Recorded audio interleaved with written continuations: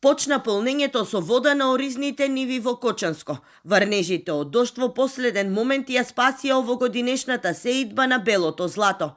Дополнителната вода во брана Калиманци го промени првичниот план, па наместо 2500 сега ќе се сеат 3500 хектари со ориз. На самиот старт на сезоната за наводнување во акумулацијата Калиманци има околу 95 милиони кубни вода, што е за околу 20% помалку од максималниот капацитет.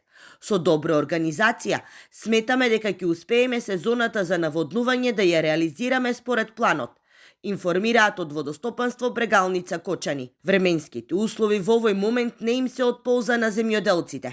Поради врнежите, нивите се полни со кал, па ќе треба добро да се исушат пред тракторите да можат да ги изорат. Скапите репроматеријали и најавата за задолжително осигурување на земјоделските површини ја прават неисплатливо оваа култура, се жалат земјоделците. Само не знам кој ќе биде. Натаму субвенции нешто намалуваат, нешто нова ѓубриња, нешто скапи. Не знам, ќе видиме дали ќе биде кој што треба.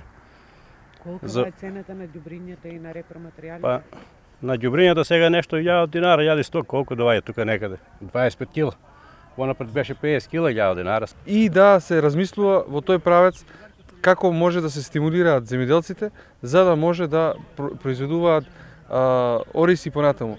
Со замрзнување на цената, со укинувањето на субвенциите и воведување на некои додатни трошоци, како осигурување, нас ќе не доведе ние сами да се откажеме од оризопроизводството. Килограм оризова арпа од ланската реколта во моментот се продава и до 38 денари во зависност од сортата.